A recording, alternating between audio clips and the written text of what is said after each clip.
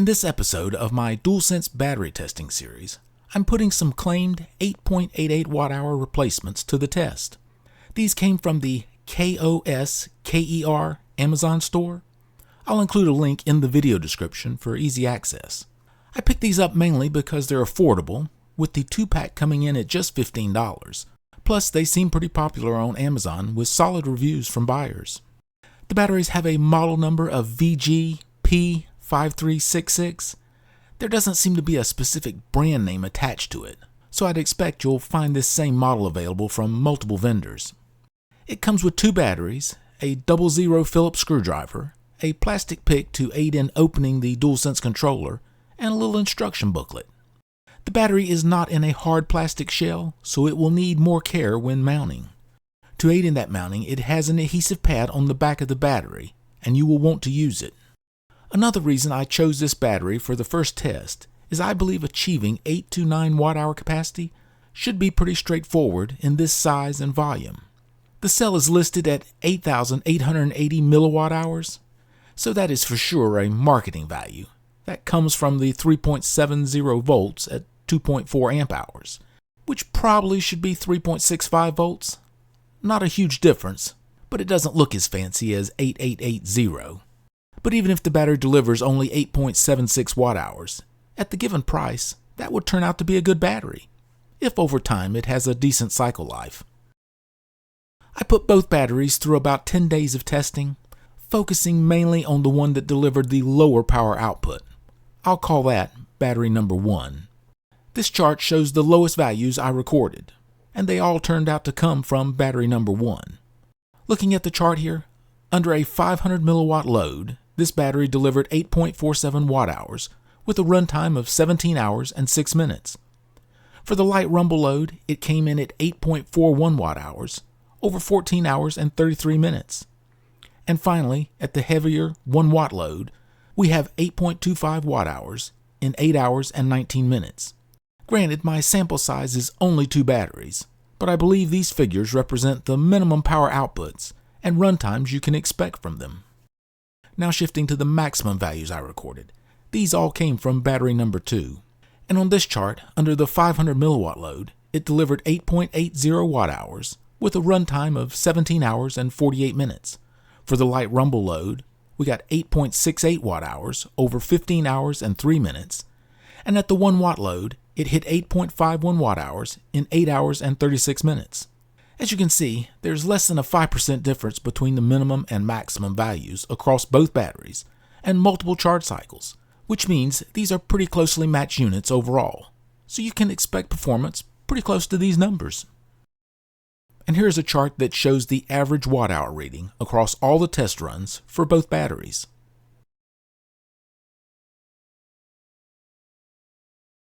While the watt-hour readings are pretty consistent across the board, this average runtime chart really highlights how much runtime depends on power consumption.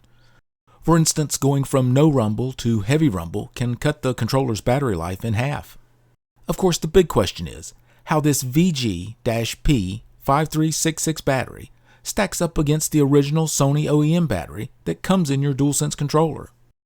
So here's a comparison of their average measured watt hours on this chart. It's delivering right around 1.5 times the capacity, which is a solid upgrade for the price.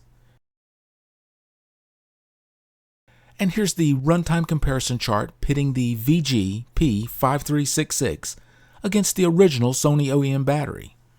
As you can see, it's a substantial boost in controller runtime, giving you significantly more playtime on a single charge. That said, do keep in mind, the higher capacity means it will take a bit longer to recharge fully. Even if your original battery is only mildly worn, this could still be a worthwhile upgrade to consider. Now let's take a closer look at the physical construction and dimensions of the battery. It measures roughly 59.5 millimeters in length, just a hair shorter than the original Sony OEM battery, which is a perfect fit. The width comes in at a bit under 40 millimeters, and that's great because it sits fully inside the controller's battery holder without any issues. For thickness, it's around 9 millimeters, so slightly thicker than the OEM's 8.3 millimeters. Fortunately, the foam padding that secures the battery in place has plenty of give and should easily accommodate an extra couple of millimeters. Now let's carefully open this battery up and see what's inside. Since it's not encased in a hard plastic shell like the OEM one, it's much easier to get into. Just a layer of heat shrink to deal with. As I cut away this heat shrink covering, my two top priorities are pretty obvious. Don't slice a finger, and definitely don't nick the lithium-ion cell inside. Either one would be bad. Both, and I'm calling it a day and heading back to bed. You'll notice the heat shrink plastic itself is actually quite thick and sturdy. That's a good sign. It could still wear through over time if it's rubbing against something, but it's definitely tougher than the thin, cheap stuff you often see on generic battery packs. Now let's take a closer look at the lithium polymer cell itself. You'll notice it actually has a brand name printed right on it, APTPES.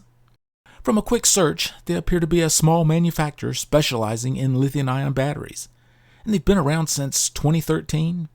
That's over a decade now, which I take as a positive sign for some level of experience and stability. I couldn't find many user comments or reviews specifically about the quality of their cells, so it's a bit of an unknown there. One nice detail, the cell itself is clearly marked with 3.7 volts, 2400 milliamp hours, and 8.88 watt hours. That tells me the pack assembler didn't just pull the 8880 number out of thin air. It's legitimately based on the cell's printed specs. And honestly, the cell itself looks pretty nice up close. The seams are tight and well sealed, with no obvious flaws. Just handling it and seeing the build quality gives me a good feeling about it. It really does look like it's coming from a company that knows what they're doing. Now I'll carefully separate the protection board from the cell. You'll see it's taped down really securely. This looks like high temperature tape that melts around 240 degrees C, so it's probably a Mylar insulation tape. That's another solid choice from the manufacturer. It shows they're using proper heat resistant materials without cutting corners. To remove the board, I'll cut the nickel tabs connecting it to the cell. As expected, the tabs are spot welded to the board, which is the proper way to do it. That said, there are only 2 spot welds per tab. It's adequate, it holds just fine, but honestly, 3 or 4 welds would give me that warm fuzzy feeling of a really solid connection. Now let's hop over to the scale for some weight comparisons. The complete battery assembly, with the protection board, tape, and everything, comes in at 38.6 grams. Once I strip it down to just the bare lithium-ion cell, that drops to 36.1 grams. For reference, the cell from an older Sony OEM LIP1708 battery weighed 27.6 grams, so this APTPES cell is about 8.5 grams heavier. That's not a massive jump, but it's actually a really good sign. Extra weight here almost always means more active materials inside, which lines up perfectly with the higher capacity we're seeing in the test. Let's take a closer look at the protection circuit board before I get to how well it performs. First, a quick orientation. The backside of the board is where all of the connections happen. Both the spot welded tabs to the lithium-ion cell and the 3 wires that plug into the DualSense power connector. My first check is to confirm whether the white wire is actually hooked up to a real thermistor. I'll measure the resistance between the white and black wires. At room temperature, it's reading right around 10 k ohms, which is exactly what I'd expect. Now I'll gently warm the board with a bit of hot air. Nothing crazy, just about 200 degrees C and only for a moment.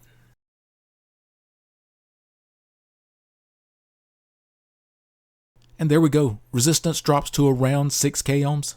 That's excellent. It proves there is a genuine thermistor tied to the temperature sense line, so the controller can monitor battery temperature properly. Here's a close-up of the component side. The markings are hard to read, but the bigger chip reads 8205A on the top line. I'm pretty confident that's a dual N-channel MOSFET package, commonly used as a power switch. The smaller IC is marked DW01, which lines up perfectly with a single-cell lithium-ion protection controller. You'll spot the thermistor right here, a 1 k ohm resistor here, a 100 ohm resistor there, and this little tan part is likely a small decoupling capacitor. If my part identification is correct, the circuit should look something like this schematic. The main weakness here is that overcurrent protection relies heavily on the on-state resistance of those 8205A MOSFETs. It gets trickier.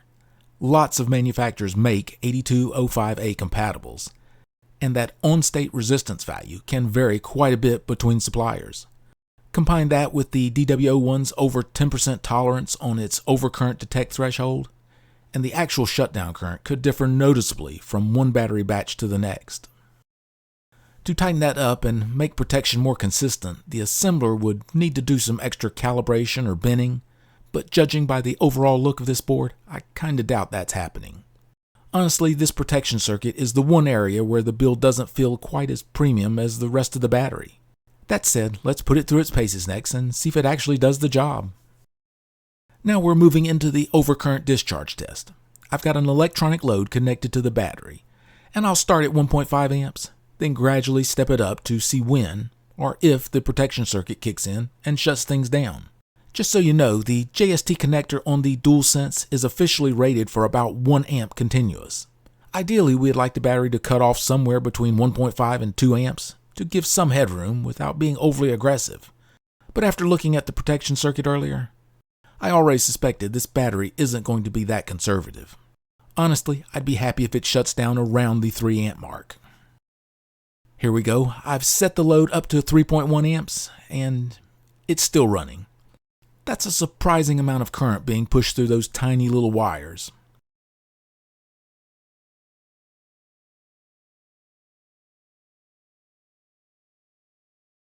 Now bumping it up to 3.2 amps. There it is. The protection circuit finally tripped and shut down right around 3.2 amps. That's higher than I would prefer. It's not going to instantly melt wires or anything catastrophic like that, but it does put a lot of stress on the battery connector.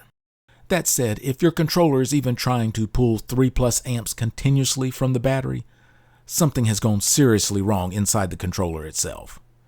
For comparison, when I did the same test on the original Sony OEM battery, it shut down at about 2.6 amps, so the VG-P5366 is not quite as good in this department.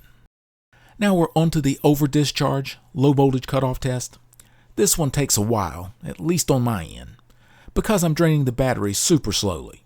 I don't have an automated setup for this yet, definitely something I need to build for future episodes. To get an accurate cutoff voltage reading, I want the load current right down around 50 to 60 milliamps when the protection finally trips. That keeps the voltage drop across the wires and MOSFETs tiny, so my meter reading is within just a few millivolts of what the protection IC is actually seeing. Here we are creeping down, still discharging at just over 2.4 volts. The DW01 datasheet lists a typical cutoff around 2.5 volts, but the low end of the tolerance is 2.4 volts, and it looks like this particular board is heading right for that bottom spec. There it goes. The protection finally kicked in at about 2.407 volts. That's noticeably lower than the original Sony OEM battery, which shut down at 2.698 volts in my earlier test. Getting all the way down to 2.4 volts does put a bit of stress on the lithium-ion cell. It's starting to enter the region where permanent capacity loss can happen. It's not catastrophic for a one-time test, but it's definitely not as gentle on the cell as Sony's higher cutoff. Now let's check the overcurrent protection on the charging side. With this protection design, using the DW01 and 8205A combo, we should see the cutoff happen at pretty much the same current as during discharge. That wasn't the case with the original Sony OEM battery, which behaved a bit differently between charge and discharge. I'll go from 3.1 amps to 3.2 amps, and it trips right at 3.2 amps, exactly the same as the discharge test, which is exactly what I expect from this circuit. For comparison, the Sony OEM battery shut down charging overcurrent at about 3 amps, so this VG-P5366 is very close, just a bit more permissive. Now we're on to the overcharge, overvoltage cutoff protection test. I'm supplying a constant current of about 60 milliamps. Again, I want my readings to be very close to what the protector is seeing. As you can see on the meter, it's been setting at 4.28 volts for quite a while now. Honestly, I wish I had one more decimal place on this display to watch it creep up more precisely. There, I just saw a quick flash of 4.29 volts. We're definitely getting close. And there it goes. The protection tripped and shut everything down right around the 4.28 to 4.29 volt mark. That's noticeably higher than the ideal for the long-term health of a lithium-ion cell, but it's very close to the Sony OEM battery's 4.27 volts. That said, the whole point of the protection circuit is to prevent a real disaster, like venting or fire. if something goes wrong with the controller's charger, and in that role it's doing exactly what it's supposed to do. It caught the overvoltage and stopped it before things got dangerous. Now for the final protection test, the short circuit scenario. Let's see how the circuit handles a dead short across the terminals. As you can see, it reacts incredibly fast. Shutdown is almost instantaneous, and it recovers perfectly once I remove the short.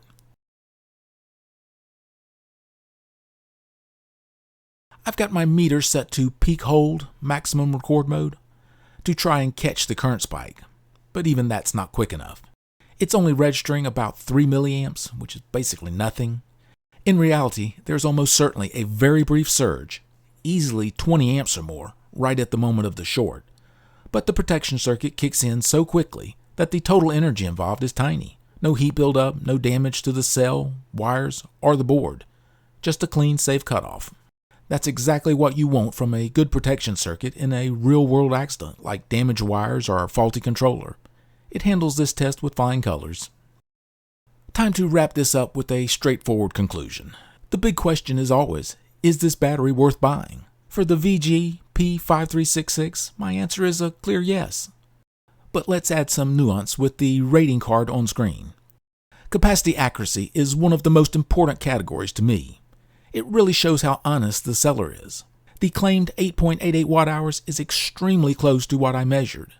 And inside an actual DualSense, you're likely to get a little more than my bench test. That makes the labeling spot on, but no extra, so 4 stars. Build quality is subjective. I always dock a star for no rigid plastic shell like the OEM, so it lands at 3 stars here. Still a nice lithium polymer cell with a great fit overall.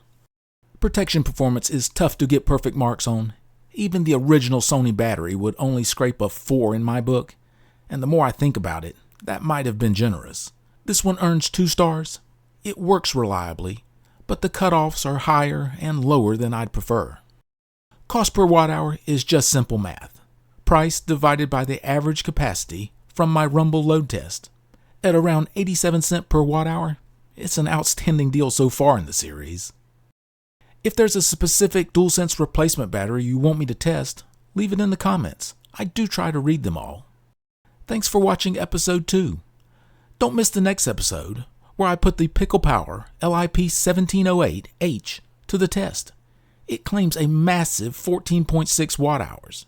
Any guesses on how many stars it'll get for capacity accuracy? See you there.